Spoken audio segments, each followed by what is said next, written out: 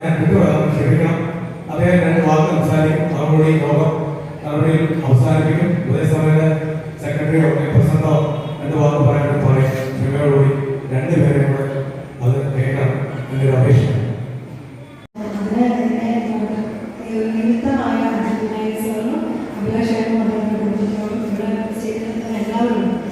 വളരെയധികം സന്തോഷം നന്ദി ഞാൻ അറിയിക്കുന്നു.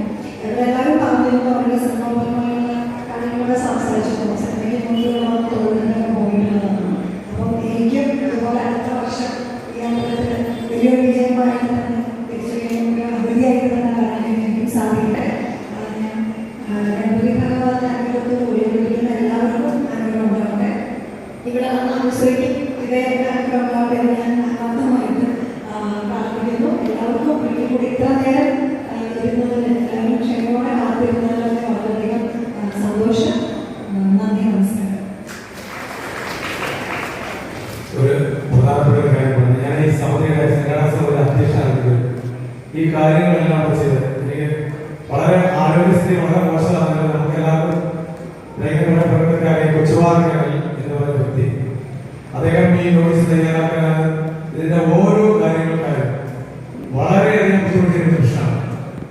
സ്റ്റോക്ക് വന്നിട്ടും ആരോഗ്യസ്ഥിതി വളരെ മോശമായിട്ട് പോലും ഈ പരിപാടിയുടെ കാര്യത്തിന് വേണ്ടി സ്വന്തം ആ ആരോഗ്യം പോലും അപാര കാര്യമാണ്. പിന്നേക്കാൻ പറ്റുമെങ്കിൽ ഞാൻ ഈ കാര്യങ്ങളെല്ലാം ചെയ്യുമെന്ന് വിചാരിച്ച് എന്നെ തന്നെ സമിതിക്കകത്ത് അധ്യക്ഷനായിട്ട് ഇരിക്കണം എന്ന അനിയൻ തന്നെ വരണം ഇരിക്കണമെന്ന് പഠിച്ചിട്ടായാലും ചരിത്രക്കാരായാലും ഉപദേശസമിതികളെ നിർബന്ധിച്ചു. സത്യം പറഞ്ഞാൽ ഞാൻ ഒരു ഫോളോവർ പറയും ഇന്നലെ വെളുപ്പിന് 5 മണിക്ക് ഇറങ്ങിയിട്ട് ഇന്ന് ഈ പരിപാടി എന്ന് പറഞ്ഞ് നിൽക്കുവാണ്. നാളെ ഞാൻ തിരിച്ചു പോവുകയാണ്. അപ്പം എനിക്ക് അതികൊട്ടാരക്കര ഗണപതി നടയിൽ വെച്ച് പറഞ്ഞതിൽ എനിക്ക് വലിയ സന്തോഷമുണ്ട്. ഇതൊക്കെ ആഗ്രഹമാണ്.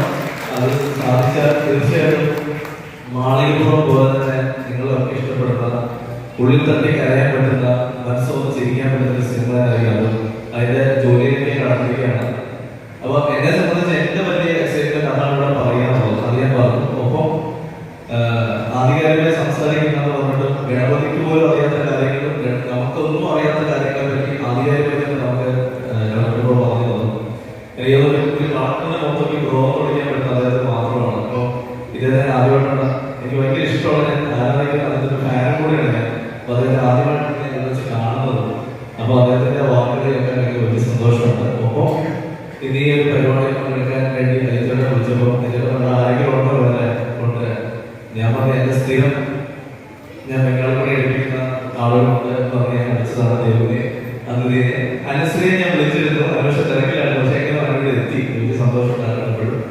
അപ്പം ഈ ഒരു ആഘോഷം അല്ലെങ്കിൽ ഒരു വിനായക ചതുർത്ഥി ആഘോഷം ഒരു വലിയ ആഘോഷമായി നാട്ടിൽ മാറില്ലേ. കാരണം എനിക്ക് തോന്നുന്നു ഗിന്നസ് റിക്കോർഡിൽ കയറാൻ സാധ്യതയുള്ളതാണല്ലോ. എത്ര ഉണ്ണിയപ്പോഴാണ് ദിവസം ചുറ്റുകൊണ്ടിരിക്കുന്നത്. എനിക്ക് റെക്കോർഡ് പക്ഷേ ഈ അമ്പലം ഗിന്നസ് റിക്കോർഡിൽ വരെ കയറുന്നതാണെന്ന് എനിക്ക് തോന്നുന്നു. അപ്പം ഈ ഒരു ആഘോഷത്തിന്റെ ഭാഗമാകാൻ എന്തെങ്കിലും അടുത്ത വർഷം ഇതേ ഗണപതിയുടെ അനുഗ്രഹത്തോടെ സിനിമ സംവിധാനം ചെയ്ത് ഞാൻ വീഡിയോട് എത്താൻ പറഞ്ഞിരുന്നു. പടമൊക്കെ നല്ല പൈസ കിട്ടി അയച്ചു തന്നെ വീഡിയോ വിളിക്കട്ടെ എന്ന് ഞാൻ കാണിക്കുകയാണ്. കാരണം സിനിമയാണ് അറിയാമല്ലോ. അപ്പം വിജയവും പരാജയങ്ങളുപരി ഒരു നല്ല സിനിമ ചെയ്യാനാണ് ആഗ്രഹിക്കുന്നത്. അപ്പൊ അതിന്റെ യാത്രയിലാണ്. നിങ്ങളുടെ സമ്മതത്തോടുകൂടി അത് എന്നോട് പറയുന്നുണ്ട്. നന്ദി, നമസ്കാരം. ഈ നോർത്ത് ഇന്ത്യയിലൊക്കെ പണ്ട് മുതൽ ആചരിച്ചിരുന്ന ഈ ഗണേശോത്സവം അല്ലെങ്കിൽ വിനായക ചതുർത്ഥി പോലത്തെ ആഘോഷങ്ങൾ നമ്മുടെ കേരളത്തിൽ വലിയ ആഘോഷമായി മാറിയ അടുത്ത സമയത്താണ്. എനിക്ക് തോന്നുന്നു കഴിഞ്ഞ 2 വർഷം വലിയ രീതിയിലുണ്ട്. അതിൽ ഒറ്റപ്പാലത്തൊരു വിനായക ചതുർത്ഥി ആഘോഷത്തിൽ പങ്കെടുത്ത് കേരളത്തിലായ 2 പേര് സ്റ്റേജിൽ ഞാനും ഒന്ന് പുറത്ത് അനുശ്രീ നടി അനുശ്രീയോടെ വന്നിട്ടുണ്ട്. അന്നത്തെ കാര്യങ്ങളൊക്കെ എല്ലാവർക്കും അറിയാമെങ്കിലും അതിനുശേഷം എനിക്ക് മനസ്സിലായത് കേരളത്തിൽ ഇത്രത്തോളം ഗണപതിയുടെ അമ്പലമാണ് ഞാൻ അറിയുന്നത്. പല സ്ഥലങ്ങളിലും സന്തോഷത്തോടെ പോകണം. ഇത് എന്റെ ചെറുപ്പം മുതൽ ഞാൻ വിശ്വസിക്കുന്ന അല്ലെങ്കിൽ ഞാൻ ആഗ്രഹിക്കുന്ന കാര്യമാണ്. ഈ അമ്പലവുമായി ബന്ധപ്പെട്ട കാര്യങ്ങൾ ചെയ്യുക. അതെന്റെ അനുശ്രീ അതുമായിട്ട് ബന്ധപ്പെട്ട ആയതുകൊണ്ടാവാം. പക്ഷെ എന്റെ സിനിമ ജീവിതത്തിൽ തന്നെ ഏറ്റവും വലിയ മാറ്റം സംഭവിച്ച മാളികപ്പുറം എന്ന സിനിമയ്ക്ക് എഴുതാൻ കഴിയുന്നത്. കാരണം ഞാൻ ഈ ദൈവങ്ങളെ പലപ്പോഴും എന്റെ കുടുംബത്തിലുള്ളവരല്ല. ഞാൻ അമ്പലത്തിലുള്ള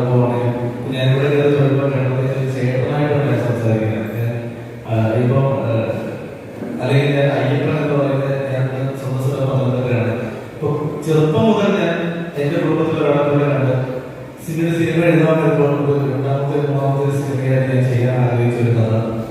അതിന് സ്വാതന്ത്ര്യ സമയത്ത് അദ്ദേഹം പറഞ്ഞ 3 പേരെന്ന് പറഞ്ഞാൽ കൂടുതൽ ആളുകളുടെ കഥ പറഞ്ഞിട്ടുണ്ട്, ആർട്ടിസ്റ്റുകളോട് കഥ പറഞ്ഞിട്ടുണ്ട്, പ്രൊഡ്യൂസേഴ്സിനോട് പറഞ്ഞിട്ടുണ്ട്. അതൊക്കെ അവർ പലരും അതിന് പിന്മാറാൻ കാരണം ഈ ഭക്തിയൊക്കെ ഇന്നത്തെ കാലത്ത് ഓടുമോ എന്നൊരു ചോദ്യമാണ് ഞങ്ങൾക്ക് എല്ലാവരും ചോദിച്ചത്. അപ്പൊ ഞാൻ പറഞ്ഞതൊരു ഭക്തി സിനിമയല്ല, ഒരു കുട്ടിയുടെ ആഗ്രഹം സാധിച്ചു കൊടുക്കാൻ പോകുന്നൊരു പോലീസുകാരന്റെ കഥയാണെന്ന് പറയുമ്പോൾ എല്ലാവർക്കും അത് ശബരിമലയൊക്കെ ആരും വരില്ല എന്ന് പറഞ്ഞു. പിന്നീട് അത് പല രീതിയിൽ നമ്മൾ അജിറ്റേനെ എനിക്ക് അത്രയും പരിചയമില്ല. പക്ഷെ മറ്റൊരു സിനിമയ്ക്ക് വേണ്ടി അജിറ്റേനെ എനിക്ക് അഡ്വാൻസ് തന്നിട്ടുണ്ട്. ആ സിനിമ സംഭവിച്ചില്ല. ഞാൻ അജിറ്റേനെ കണ്ടിട്ടില്ല. ആ സിനിമ അജിറ്റേന്റെ അക്കൗണ്ടിൽ എനിക്ക് പൈസ മാത്രമേ വന്നിട്ടുള്ളൂ. എന്റെ ജീവിതത്തിലെ ഏറ്റവും വലിയ അഡ്വാൻസ് കിട്ടിയത് ആ പ്രൊഫഷനിലാണ്. നമ്മൾ കാണാത്ത ഒരു മുഖം എനിക്ക് അദ്ദേഹത്തെ മനസ്സിലുണ്ട്. കണ്ടില്ല, ദൈവത്തിനുള്ള മുഖം എനിക്ക് മനസ്സിലുണ്ടായിരുന്നു. പക്ഷെ അദ്ദേഹത്തിലേക്ക് എനിക്ക് ആളുകൾ എത്തിക്കാൻ കഴിഞ്ഞില്ല. പക്ഷെ ആ സമയത്താണ് മറ്റൊരു നിർമ്മാതാവ് അറിയിക്കുകയും അതേപോലെ പൊട്ടൻഷ്യൽ മനസ്സിലായി, അതിന്റെ കച്ചവടം മനസ്സിലാക്കി, അല്ലെങ്കിൽ ആ സിനിമ ജനങ്ങളിലേക്ക് എത്തിയാൽ ജനങ്ങൾ സ്വീകരിക്കുന്നൊരു ഇത് മനസ്സിലാക്കി അന്ന് അതിൽ അഭിനയിക്കാനായിട്ട് ഞങ്ങൾ ഉണ്ണിയെ പങ്കെടുത്തു.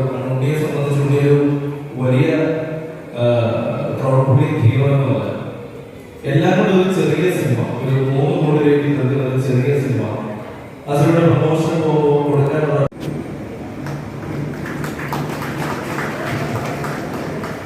അദ്ദേഹത്തിന് മൊമെന്റ് നൽകി ആദരിക്കുന്നതിന് വേണ്ടി കൊട്ടാരക്കര മുനിസിപ്പാലിറ്റിയുടെ പിതാവ് ശ്രീ SR രമേശ് അവരെ ക്ഷണിച്ചു.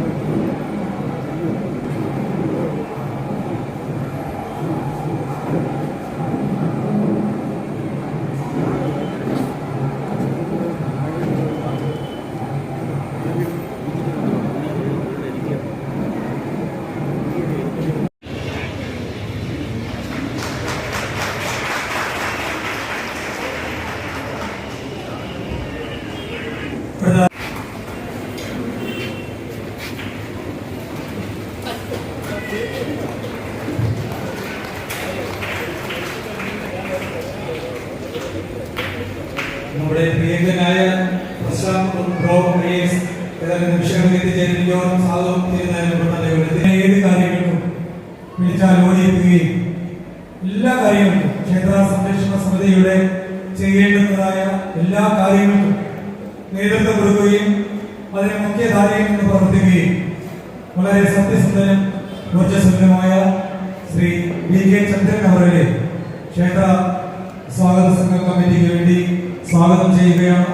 അദ്ദേഹത്തെ ഷാൾ അണിയിച്ച് സ്വീകരിക്കുന്നത് ക്ഷേത്ര ഉപദേശക സമിതിയുടെ വൈസ് പ്രസിഡന്റ് ശ്രീ അമ്പിളി.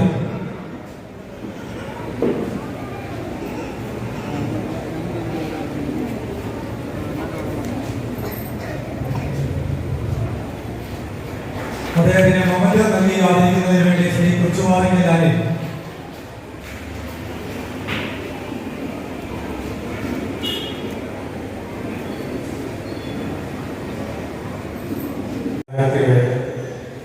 സംഘം പ്രസിഡന്റായി 3 വർഷമാണ് തുടരുന്നത്.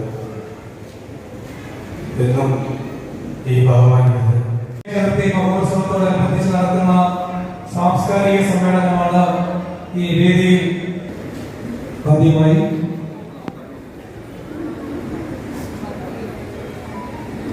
ഈശ്വര പ്രാർത്ഥന.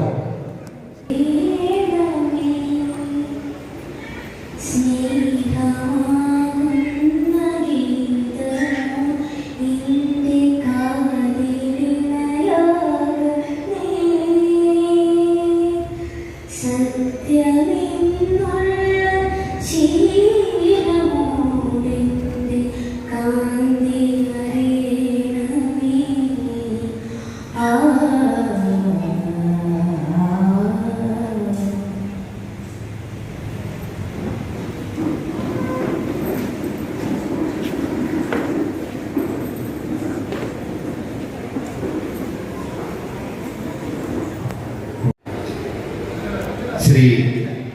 അജികുമാർ ലോകേഷ്, അതുപോലെ തന്നെ ജി സുന്ദരേശൻ എന്നിവർ തിരുവിതാംകൂർ ഫുട്ബോളിംഗ് മെമ്പർമാർ സാന്നിധ്യം കൊണ്ട് ധന്യമാക്കും.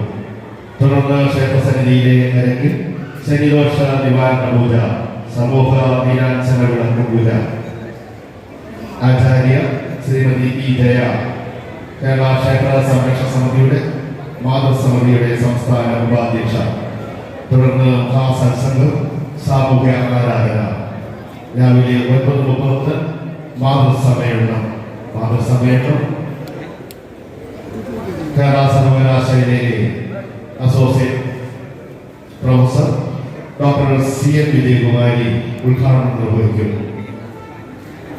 തുടർന്ന് ക്ഷേത്ര സന്നിധിയിൽ ശ്രീ മഹാഗണപതി മഹാഭിഷേകം, ഉച്ചയ്ക്ക് 11:30 അന്നദാനം ഈ ക്ഷേത്ര സന്നിധിക്ക് സമർപ്പിക്കുന്നത് ശ്രീ സുധീഷ് ഹോമദ്രവ്യങ്ങൾ അർപ്പിച്ചുകൊണ്ടുള്ള അഷ്ടദ്രവ്യ മഹാഗണപതി ഹോമം രാവിലെ 5 മണിക്ക് ബഹുമാനപ്പെട്ട ക്ഷേത്രാന്തന്ത്രികൾ ബ്രഹ്മശ്രീ തർണനെല്ലൂർ ഗോവിന്ദൻ നമ്പൂതിരിപ്പാട്ട് തിരാഭിഷേകത്തിൽ നടത്തപ്പെടുന്നു. ഈ മഹായജ്ഞത്തിൽ പങ്കാളികളാകുവാൻ എല്ലാ സജ്ജനങ്ങളെയും ക്ഷേത്രാസന്നിധിയിലേക്ക് സ്വാഗതം ചെയ്യുന്നു. ക്ഷേത്രാസന്നിധി നാളെ രാവിലെ 6:30 ഗണേശ അഷ്ടോത്തരം അവതരണം, സിദ്ധി